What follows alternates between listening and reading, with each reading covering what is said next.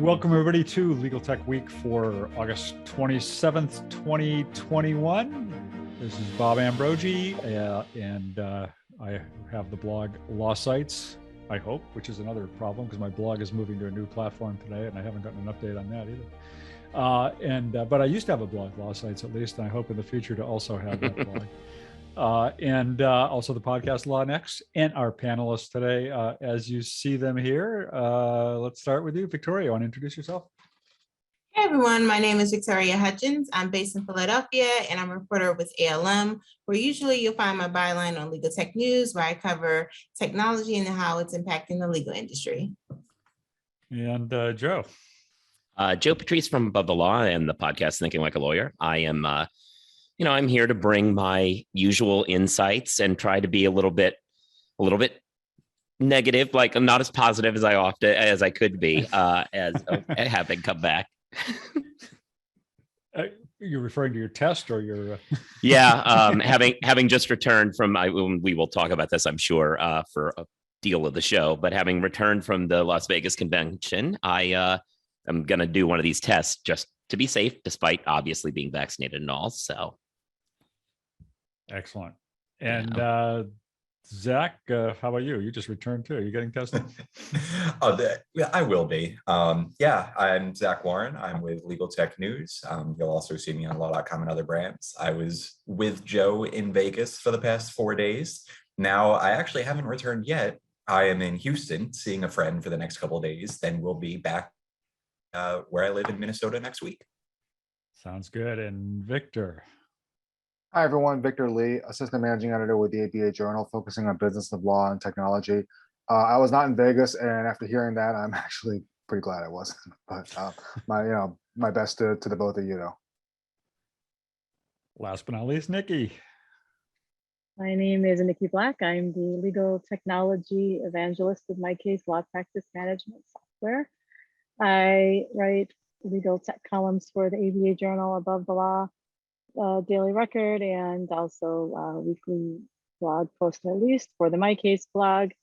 And I didn't go to ILTA, but I am, just by word of warning, it doesn't look like it, but I'm outside. So if I start jumping around, it's because a bee has come near me. So it's not that I'm having any, seizures. So no medical urgency issues. So just word of warning. Be careful. I love that you have a library outside as well as the one inside your house. Mm-hmm. That's really fancy. I know. You wealthy people. I take it with me wherever I go. All right. So, we're going to spend a little time, I guess, today talking about ILTA. I didn't go either. I had wanted to go, and then I kind of wimped out at the last minute and thought, maybe I better not do this, and maybe it's not such a good idea. But two of you did go, and I'm really curious to hear, your impressions from being there live. Of course, only one of you actually had a press pass, right? Did they ever turn that around, Joe? Did they ever say, okay, we're going to let you in after all? Or no, that didn't happen. Though it was a great success, I thought. Actually, Zach and I have been having a lot of conversations about it afterwards.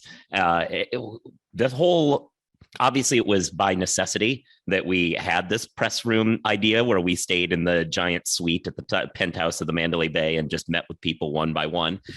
We never would have done that if I had a press pass. And, sometimes that's the push that you get to find real genius, because it was fantastic.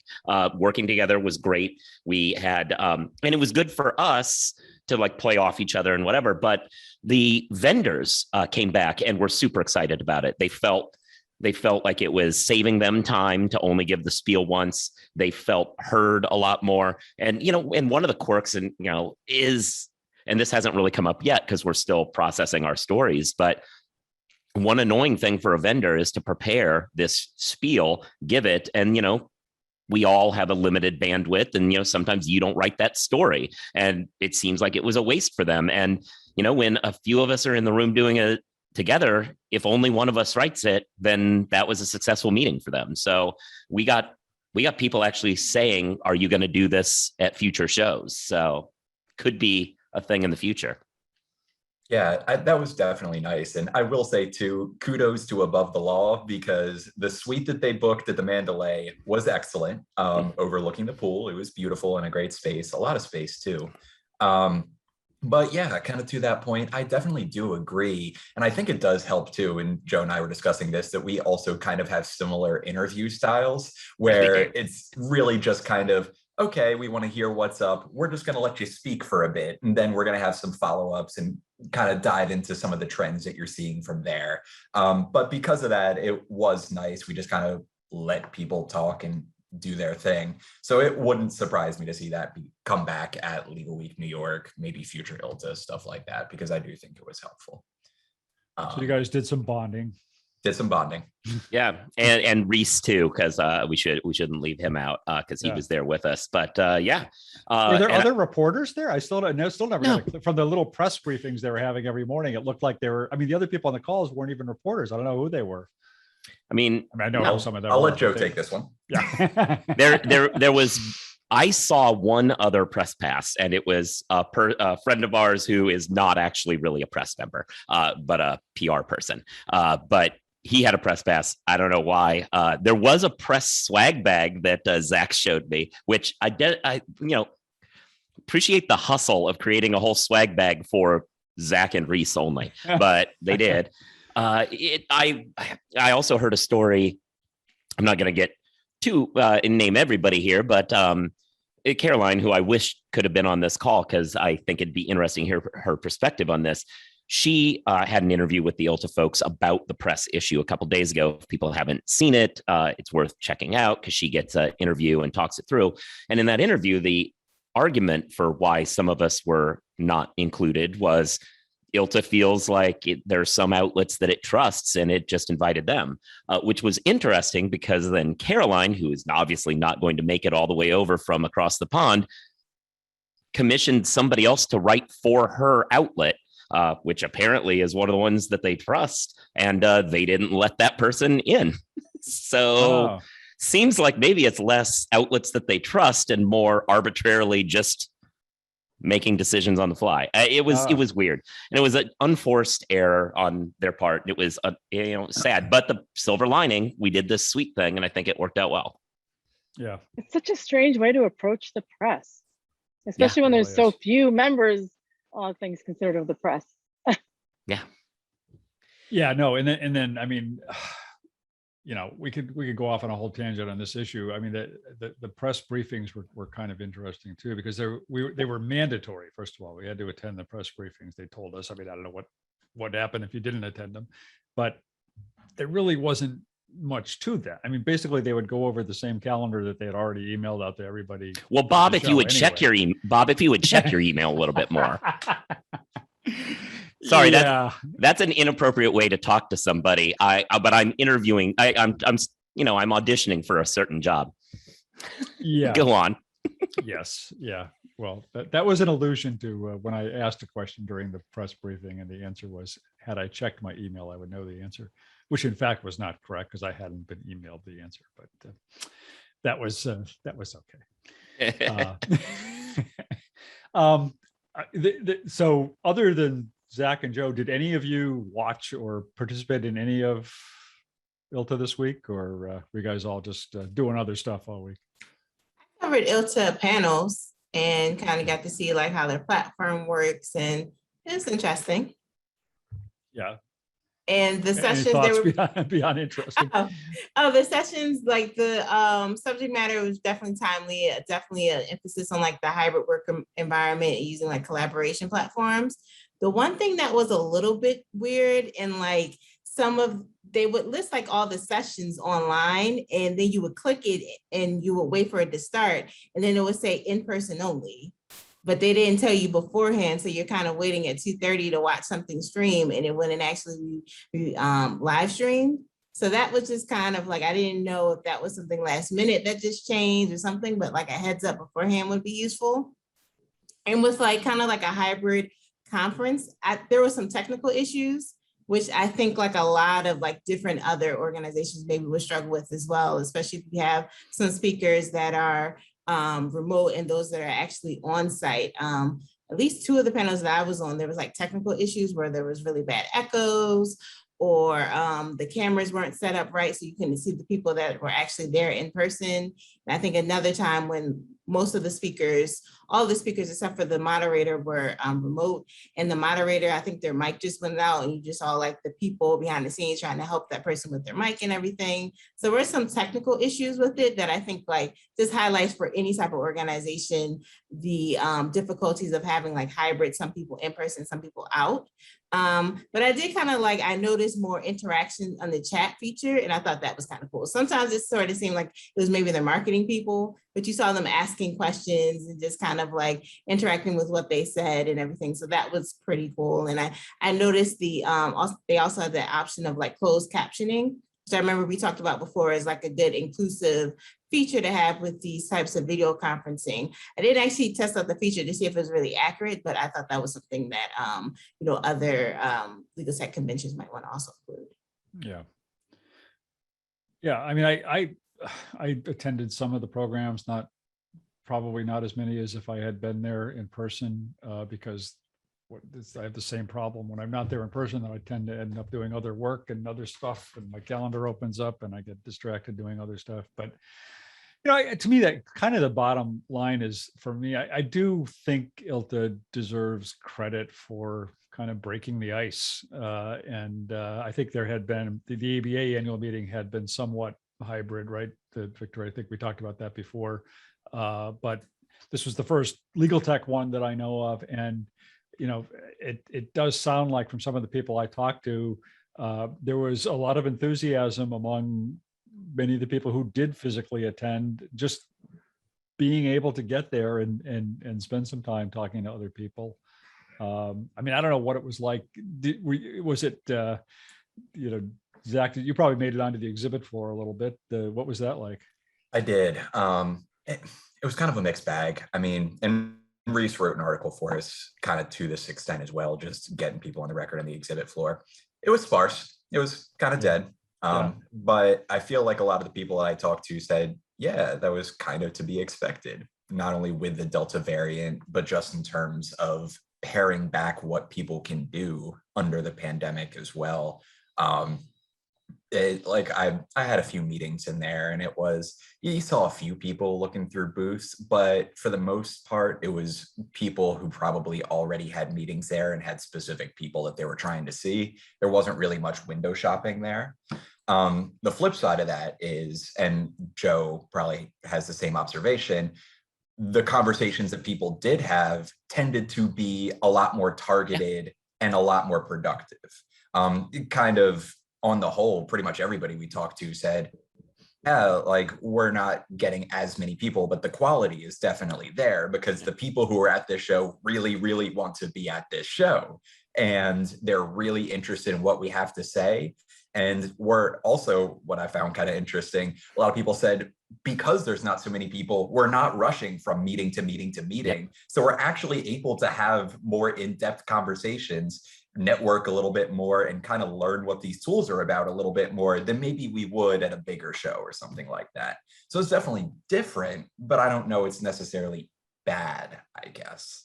Yeah, that came up in multiple of our interviews, the people saying that the meetings, it's annoying that there aren't as many, but they were all higher quality. And exactly as Zach said, one of the points was, I don't feel rushed. I'm not constantly, especially players that aren't necessarily like the giant Lateras or whatever of the world. They were like, yeah, I get somebody's ear without them saying, oh yeah, I'm actually walking over to talk to the bigger fish. So it was nice. And this comes back to, it sounds like I always, partially because of this press pass issue, it seems as though I'm very negative all the time. And I don't want to be, because part of the reason I love this show and always go back is that, putting aside, and that's how it's run sometimes, the passion of the people there is always kind of infectious. Well, that's a bad word right now. Always kind of amazing. And so, but you get all these people together who really care and are doing these things on their own. And you really saw that here, because the show proper wasn't giving them a huge audience, but people were going out, making connections, having dinners and meetups on the side. And just making the show run. And I feel like it kind of proved that no matter what the obstacles are, the people who make up going to this show can get over the hump and make lemons out of the lemonade that we got. Yeah. The press pass issue was pretty shocking, really. And you kind of wondered whether that was the case beforehand. They never said that, but it's, I mean, again, I have a lot of respect for ILTA, for a lot of the people there, but it's very concerning when an organization feels like, the way to control messaging around it and its events is to only allow friendly reporters to cover you. That's not a good sign. Yeah, I mean, if we did that for ABA events, but okay, anyone who's ever said anything bad about the ABA is not allowed to come because we don't trust you. Nobody would be at our events. So, yeah. Well, and there's also the famous Lyndon Johnson line that I thought of in the middle of this show, which is when a show is running, and I'm going to quote an anonymous vendor here, this show is a shit show, is something that anonymous vendor said. When a show is running like that, not having the press inside the tent pissing out as opposed to outside the tent pissing in is a mistake. You want us to be there to like smooth those things over, tell your narrative about how, it wasn't really that bad. And it's not like we were bad ethics as journalists because we do that, but like it matters. If you feel comfortable with the people you're talking to, it's going to impact how you think about it. Yeah. I feel like I'm going to have nightmares about that imagery now, Joe. Like, what are you doing? That was, as I recall, that was a line about J. Edgar Hoover. Like why he kept J. Edgar Hoover on, even though he was awful, was that it's just easier to have him in the tent. Oh, that checks out. Yeah. Sounds like a Lyndon Johnson quote for sure. Yeah. Yeah, I will say, somebody asked in the comment about, whether we're going to see a ILTA associated COVID outbreak, and it's probably not likely we're going to see an outbreak. We have cases. We have so we know a couple. We know of, ILTA emailed you, informed some people, informed some people about a contractor, not a attendee who was who tested positive, I guess, and but who was on premises, I guess, at some point. And then we know of at least one other attendee who's since tested positive, or during the show even maybe tested positive. But it's be interesting, and I don't know if anybody's asked all of this. I actually meant to ask them this the other day during the press briefing and forgot, but whether they are going to be formally monitoring and reporting this. I mean, I assume they have to be at least monitoring it or getting notification, because they work so closely with the Clark County authorities and state authorities on this stuff that I'm sure there will be updates, but not likely there's going to be like a massive, not going to be a super spreader event. The world of legal technology will all come down sick. With all of us having been vaccinated, it means the breakthrough cases do happen, but they are more rarer, and therefore law of big numbers. If you get, 3,000 people at a convention. Oops, wait, no, maybe 1,200 people at a convention. Oh, I'm sorry, no, maybe 800. No, could it be 300? Whatever. You get that many people in a place, and there will be one or two, but they're all vaccinated, and there's going to be one or two that's going to happen. But it still is a success. Yeah. Am I the only one that sometimes feels like we're in a strange post-apocalyptic movie scenario, or maybe a video game, when we sit around talking about testing and vaccines? And sometimes I feel so surreal to me. I've still not quite gotten used to it. But you thought we were in a video game before all this happened, so right. But sometimes maybe it is just this horrible simulation gone awry. Sometimes it feels so surreal to me when I listen to. No, it is. It is. Nikki, surreal. you did put us in a simulation for attending a legal tech convention, so you put us in the matrix. That's what you did. And maybe we never just left. Maybe that's it. We're all stuck. This is really great graphics. We're still on the EDRM campus here, wandering around. There was something important I was just going to say too. I forgot what it was. Oh, I know. The other thing, just to play off what I think what you guys were just kind of joking a little bit about was the numbers reporting. I mean, I'm not sure we ever really got a clear answer on the numbers, because the numbers that they were offering did kind of keep edging down over the course of the week. But then everybody I would talk to who was there kept saying those numbers can't possibly be right, because I'm not seeing anywhere near those kinds of numbers in the exhibit hall or in the programs I've been going to. I just saw somebody in the chat here said they had a panel of 4 people with 4 people in the audience, during the program. So I don't know. I mean, again, Zach, I know you were the only one here who actually was let into the secret dome and got to see what was going on. Do you have a sense of what the attendance was like? Yeah, whether it was consistent with what they're saying?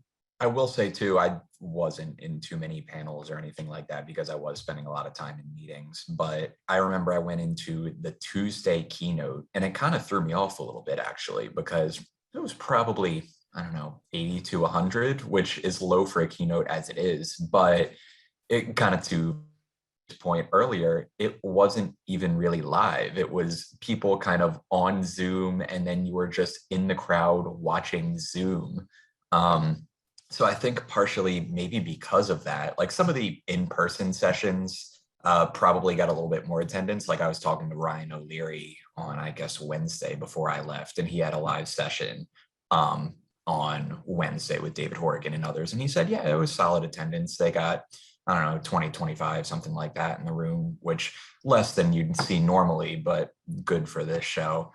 I'm bad at numbers. If I had to estimate, it's definitely in the hundreds. Not 1,000. But the keynote speaker wasn't there live? I didn't even know that. Not on Tuesday.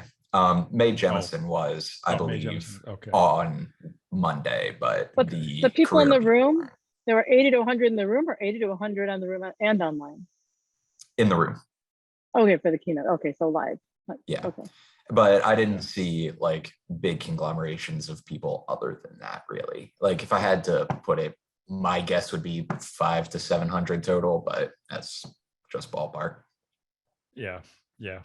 I mean, just for anybody who didn't, the official numbers they gave out were that the total in-person attendance was 831.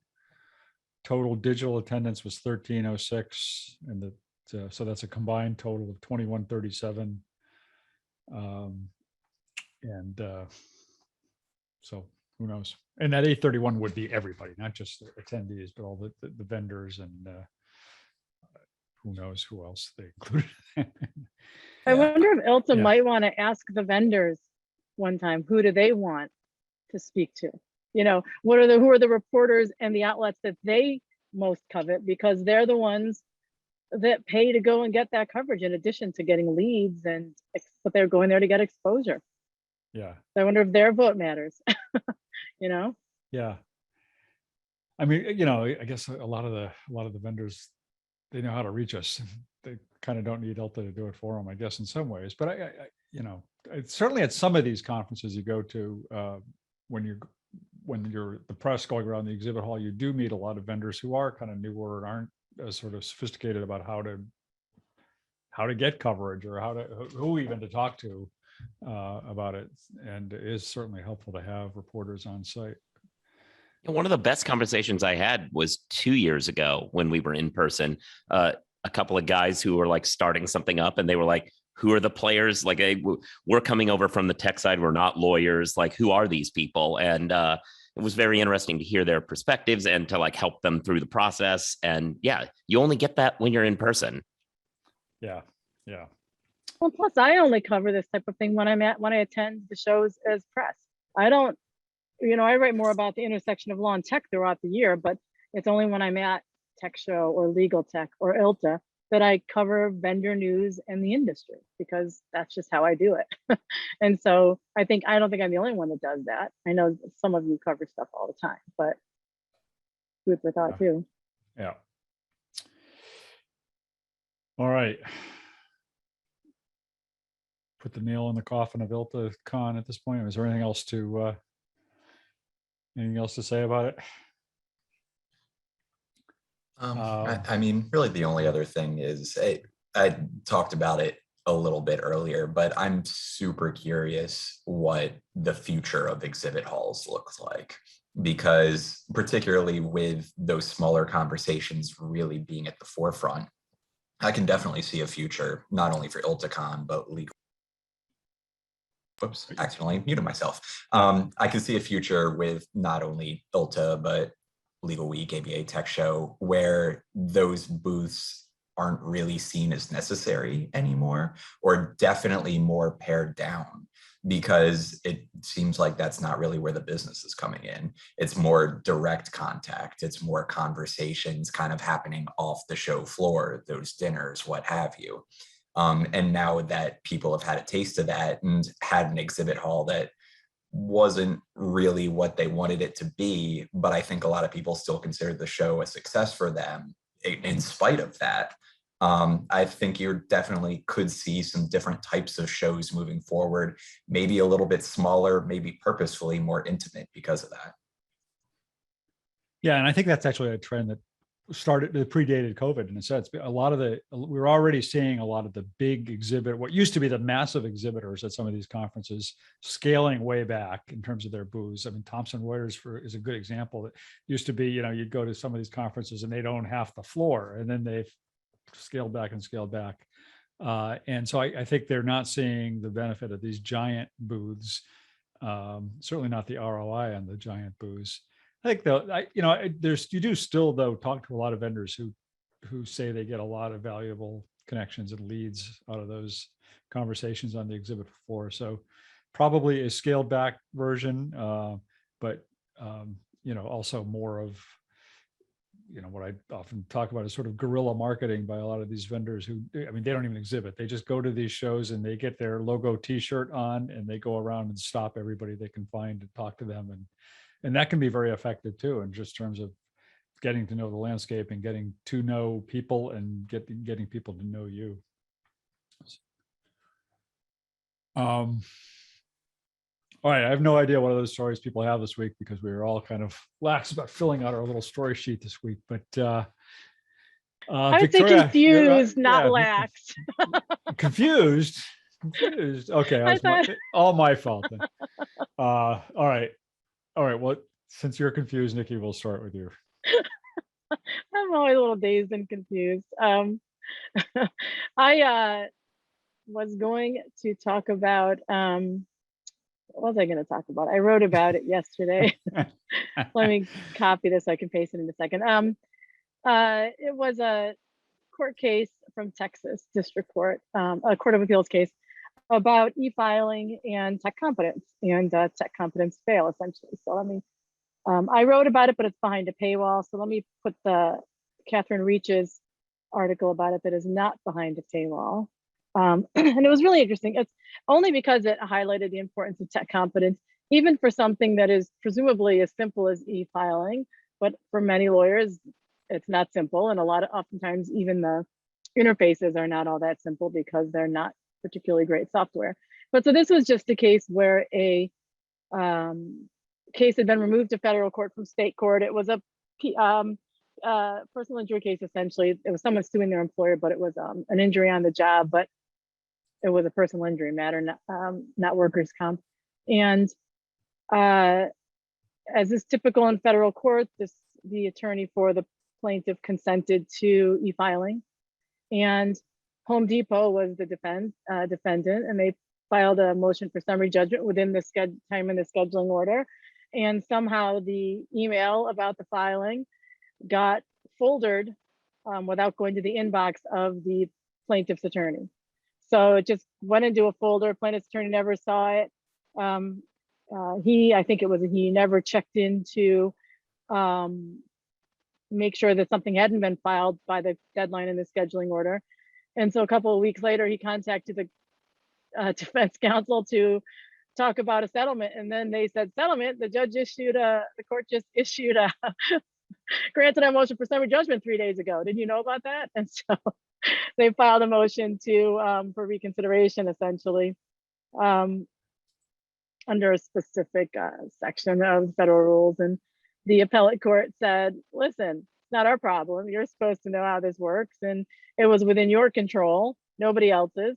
And so, no, we're not going to reopen it. And it was a little more, the analysis was a little more complicated than that, but essentially they said, you're out of luck. That was your, the burden was on you to track your emails as they came in, and you agreed to this. So I just thought it was interesting because it was a pretty harsh outcome.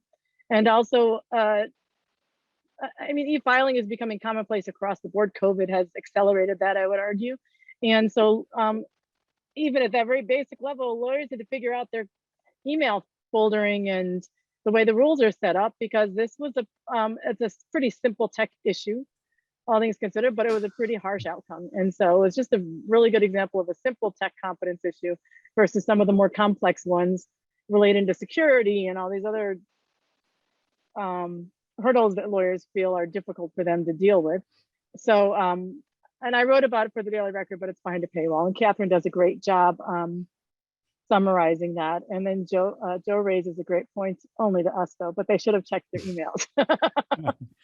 Right. And we'll never get old. Actually, it's interesting that you say this, because my non-ILTA-ish story bleeds into this. So I'm going to glom it on and we can talk about them together, which is that, and it's not up yet. It goes up in like 10 minutes, so I can't send out a link. But the Zero put out a survey that they had conducted on the last day of ILTA, which was very interesting. And it was kind of product agnostic. But when you mention checking emails and like missing things in the shuffle, obviously what Zero does is kind of automate the email thing, so you always get the ones that are important, whatever.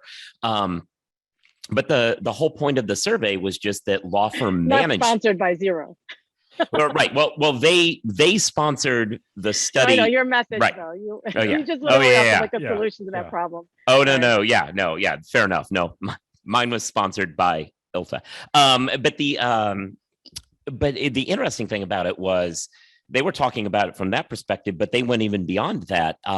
Law firm management is convinced that everybody, is not feeling like they're wasting any time. Like very little time is wasted doing non-billable tasks.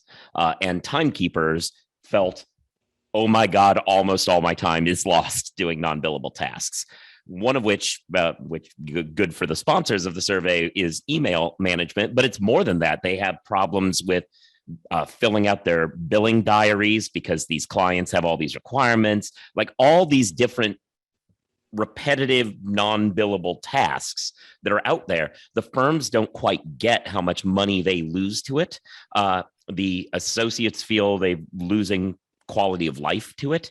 And it does lead to search. And what the conclusion of the study was that there's lots of room in different areas of the law firm workflow for automation, and that it's not happening because the firm management just doesn't see that.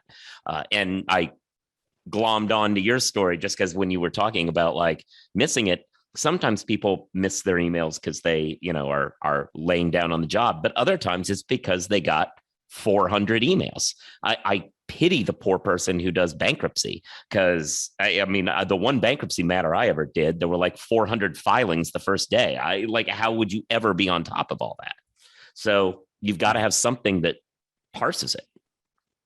And that it's also reminiscent of the famous Sidley Austin case from, I don't know, 6 or 7 years ago, but where they got the, when you're in federal court, you get these, the NEFs, the notices of electronic filing, when something is filed in the docket, and the clerk will fill out a little form, generally sort of indicating what the document is, or what the filing relates to, or what the docket action is. And you get this email with the note from the clerk, and then there's the click to get the PDF. You have to go back to the Pacer site to get the PDF and download it. And a lot of times people might just look at the clerk notice without actually getting the PDF. They shouldn't be doing that, but this is what happens sometimes. And in the Sidley Austin case, the clerk had improperly identified what the document was. The document, in fact, was a final order in a case granting, in a $40 million case, ruling against Sidley Austin's client. And Sidley relied on the description of the document without actually downloading the full document from Pacer to see what it said. And as a result, did not file an appeal on time. And they tried to contest that by saying, well, the clerk's notice was screwed up, and that's why we didn't file the appeal on time. And it didn't work. The court kind of said you should have read the you should have actually read the document, not just relied on what the notice said in the email caption. A very costly lesson. And so you can put in another product plug here for like companies like Pacer Pro or something that just distribute these as a matter, automatically and without you having to go and download. So.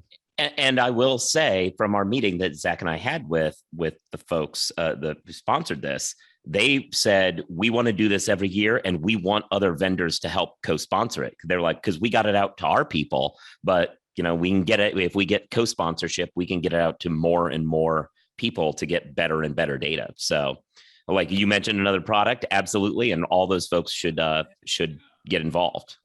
Yeah. Well, and I think the other thing that's interesting about that to me is that this isn't a new problem. The administrative non-billable time that lawyers spend on all these tasks.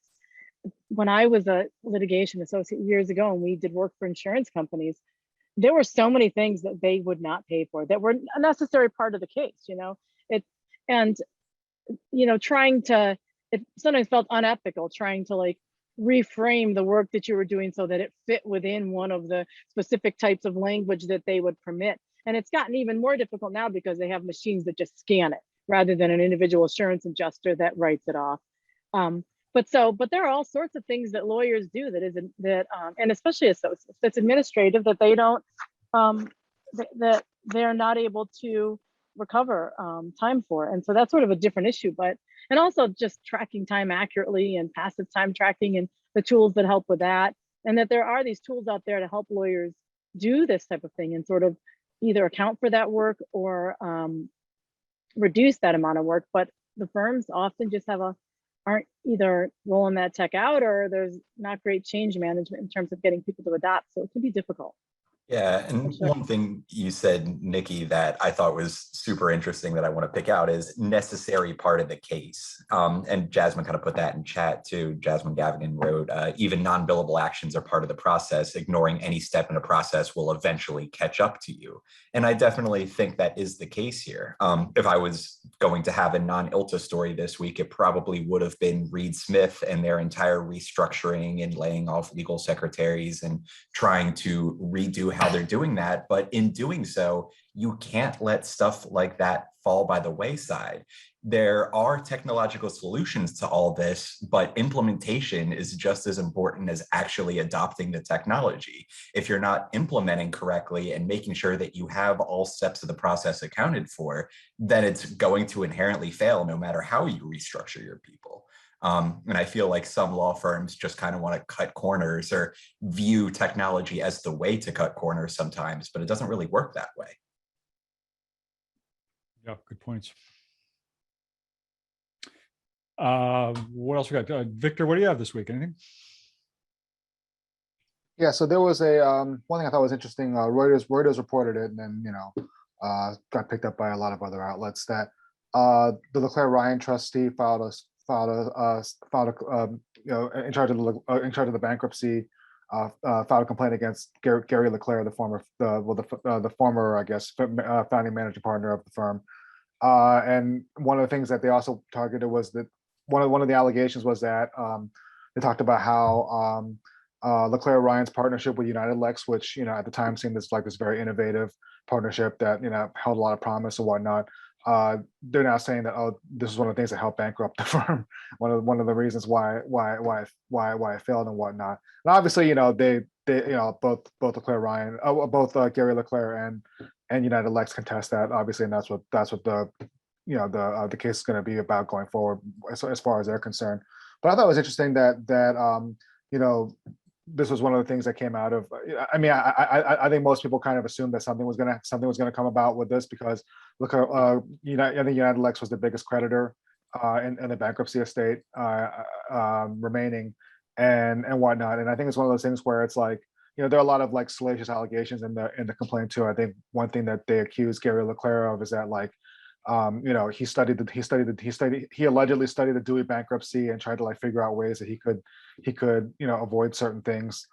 It was all in the complaint. Obviously, he has a chance to contest these things and whatnot. But another thing that they accused him of was that, like, I guess they were saying that you know, at one point the firm, like they compared the firm to Bernie from Weekend at Bernie's, which I thought was a nice little line. So it was nice to see that reference make its way into a major bankruptcy case. But yeah, I think it'll be interesting to see how it plays out. I mean, obviously they're probably, they were I think they're probably the most recent big firm to go bust. And some of the lessons that, if any lessons get learned from them as a result going forward, it'll be interesting to see what happens. Yeah, it's some pretty devastating stuff. Just the quote from your story in the ABA Journal says the suit quotes a United Lex employee, formerly Leclerc Ryan shareholder, said the situation was like the 1989 American comedy film Weekend at Bernie's, in which a dead man is propped up to deceive others. I mean, that was one of my favorite movies for a long time, but I will say I did watch it recently. It does not hold up. It really, but that being said, it's still a great wham line for any piece of litigation. So I would advise anybody, watching who's writing these things, just consider more Weekend at Bernie's references. It is amazing how many of the the 80s as an entire group of comedies did not hold up, which actually makes it more amazing. Just gonna say more amazing the ones that did. Like the handful that did stand up, like you kind of blow off as cliche, and then you watch the ones that didn't. You're like, wow, Ghostbusters really must have been genius to have stood up. Like stuff like that. Anyway. The worst is when you're like, get your kids when they're teenagers, let's watch this, it's great, and like 2/3 of the way through, you're like, oh my god, don't look at the screen. Like, there was that was in there. What was that? I can't remember who wrote it, but there was a fantastic article recently of somebody who was talking about how a culture writer who was like, I loved Revenge of the Nerds and I made somebody watch it. Oh, yeah. Okay. You can't, if you're listening, very problematic. If you're listening to this as opposed to watching the webcast live, Zach is making clear he's read the same article, which doesn't shock me, because what we learned over the last few days is that we consume exactly the same media. But yeah, he was like, I sat down to watch it with somebody and I couldn't even finish because it was like, okay, that's illegal. That's a crime. Wow, that's horrifying. That's rape. I tried to watch 48 Hours because for some reason I thought it was a Christmas movie. That's what I remembered, with my middle school kids and my grandmother. I totally forgot, like, there's a topless scene in there with like a prostitute. I don't know, that I turned off pretty quickly, but that was, sometimes you just have this vision of what movies were about, but they were not about. That's the wrong action film to be a Christmas movie. Like Die Hard is the Christmas movie. You move on from there. Well, I think Eddie Murphy I think Trading Places was Trading Places. Yeah. That movie was also very problematic. That was it. Too. It was Trading Places. Yeah. That's what it was. That's the one where Jamie Lee Curtis is in it, right? Yeah. That's the one that I haven't watched. Not 48 Hours. It was when Dan Aykroyd gets blackface. Yeah, that's. Yeah, that was really bad.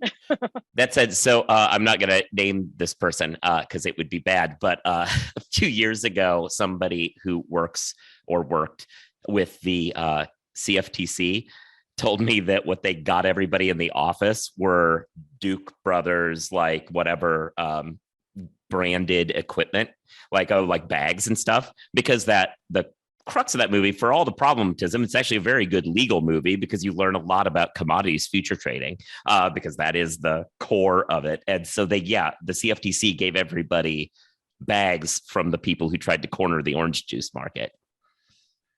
See, I always had a soft spot for Weekend at Bernie's 2 because it was filmed in the Virgin Islands, where I used to practice law many years ago, and I'm still a member of the bar. So, wow. Yeah. I'm just saying wow, because this is the first time in history somebody preferred Weekend at Bernie's 2. Well, so that's no, absolutely. That would be the only reason. Sometimes in the history of human words, like people have put two concepts together, and I'd never heard that. No, it's like Victoria just said, she likes seeing movies filmed in Philadelphia. So it's like, Yes. Like the Rocky movies. I've never actually watched a full Rocky movie, which I kind of feel like I should have. Like, I'm not a Philadelphian because I've never watched that, but I like watching those old movies in the 80s. Philadelphia looks so weird and different. And speaking of 80s movies, I was just watching Coming to America. I had that song stuck in my head when he's singing To Be Loved. And I was like, I keep having that song stuck in my head. So yeah, 80s movies. Yeah. Well, hey, if you want to see a good movie that's filmed right outside where I am right now, a movie called Coda that's out now. Have you heard of this? Children of Death, about children. It's a really good movie, all filmed in Gloucester and actually also in Rockport. So a lot of it just down the street from where I live, and the other parts right outside my office here. So I kind of my love recommendation.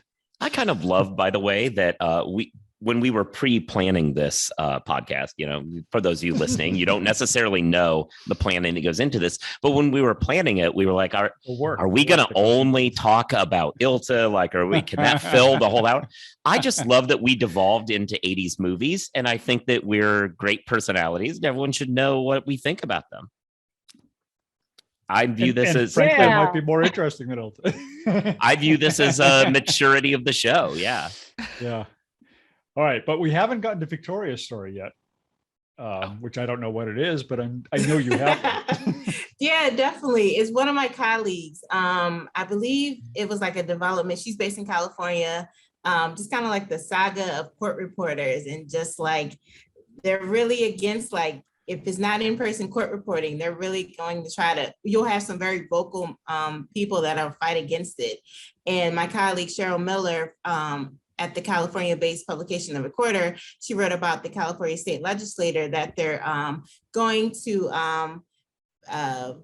the California governor, he tried to impose like a new rule that would allow remote court reporting in California state courts beyond the pandemic. But there was a lot of pushback from lobbyists, specifically court reporters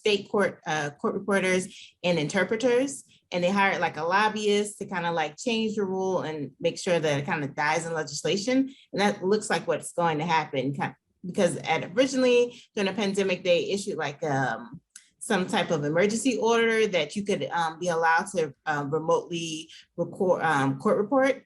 But court report is now just kind of like, oh, the pandemic's over, we're going to go back to the way things were.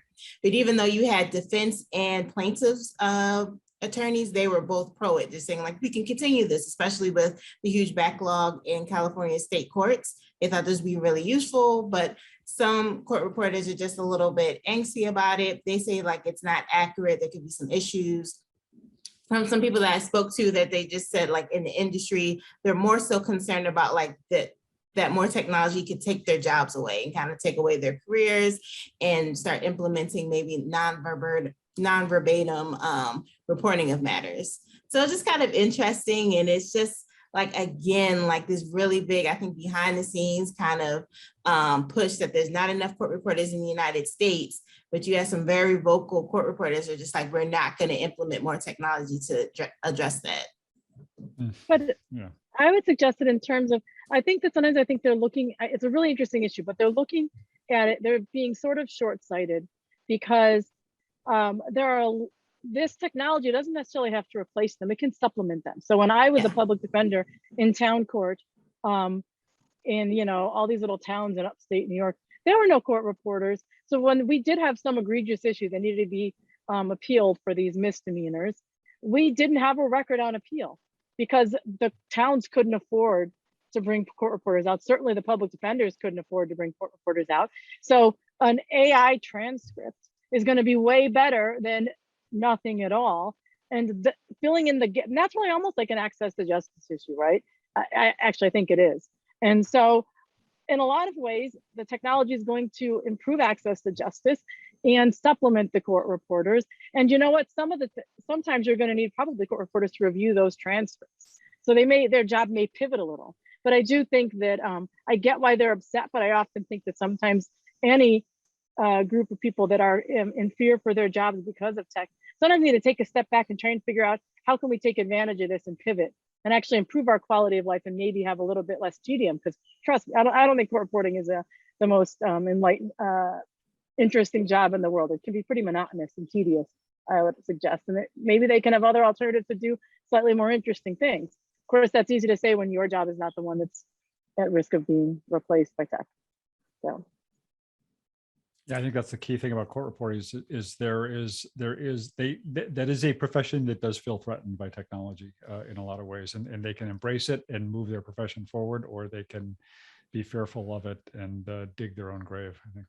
Yeah, what got me is once I was talking to a vendor who's in that space, and they were like, I don't understand why they feel threatened, because at the end of the day, a human still needs to do certain things.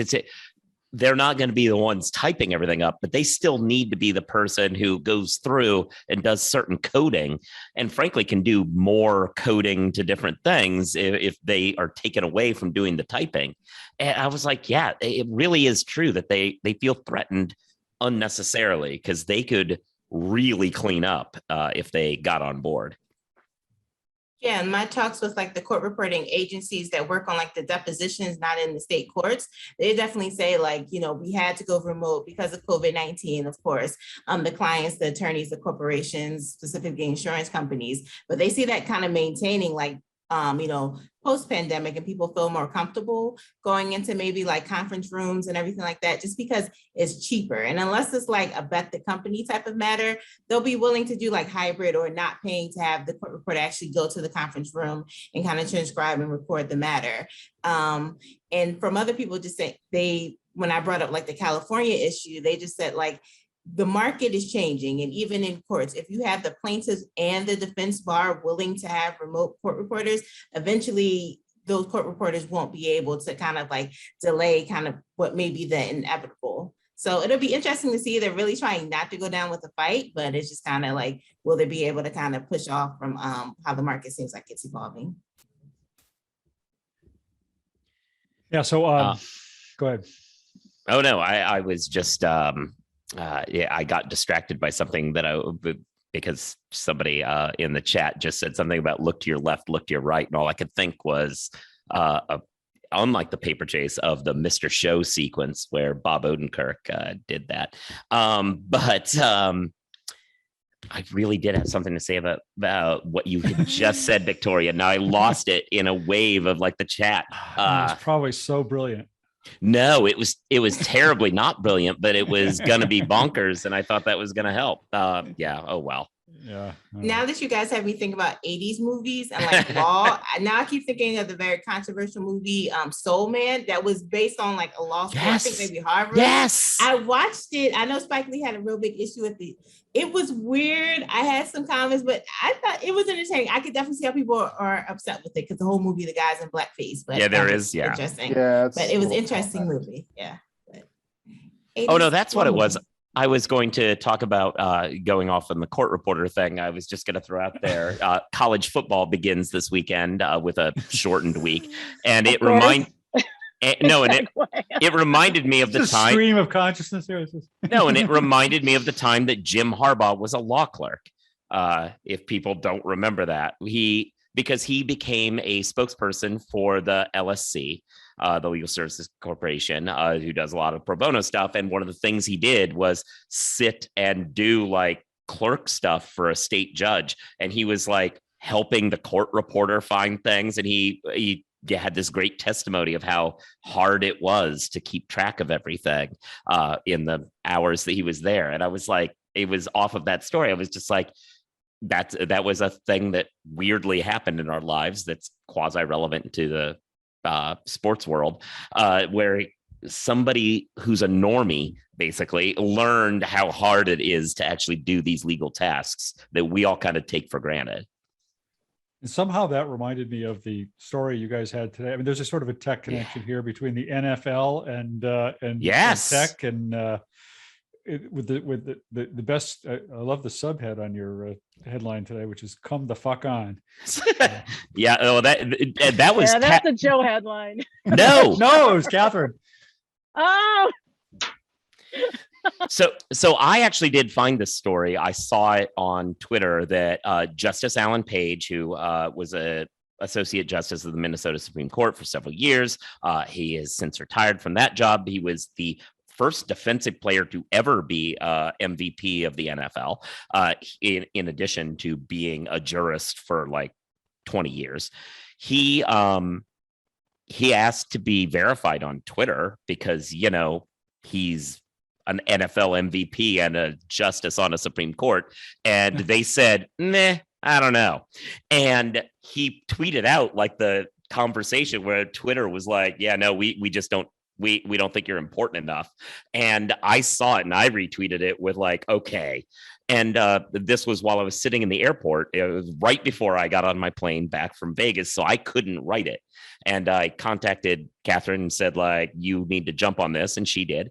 And mercifully, Catherine on her podcast, The Jabot, had interviewed one of Alan Page's clerks in the past, so she was able to chat with her about this controversy. And unsurprisingly, that clerk was very angry about Twitter's decision and had a lot to say. He has a middle school named after him, this guy. How in the world is it impossible to assume this person's important? I mean, not to be a dick, I am verified on Twitter. And like, come on. If I'm verified, then in defensive MVP and Supreme Court justice should be verified. Does that get you like a plaque or a secret handshake, or what No. happens if you're verified? No, but you know what it A does little get you? blue check. It gets you that little blue check, which is why I paid the extra money to get not from Twitter officially, but to get that on a t-shirt, which I then wore during the second ILTA press conference. I don't know if you saw it, but I did wear that on that press conference just to be like, yeah, I'm The bathrobe one, the one where you're in the bathrobe? no, the first one I was wearing a bathrobe. The second one I wore the verified shirt. All right, good. It's hard to keep track of all your outfits, you know, I like mean, your fashion plate. I'm an influencer, as they call it on Instagram. course. Yeah, And on this panel. obviously. We're gonna verify you on this panel. All right, we are just about out of time. Any more movie nominations or other comments before we wrap up? All right, hearing none, we will be back again next week with another great discussion about legal tech, I hope. And thanks to everybody for attending and listening, and everybody stay well. Enjoy. I hope you test negative. Thank you. So too. See ya. Good Bye. weekend, everybody.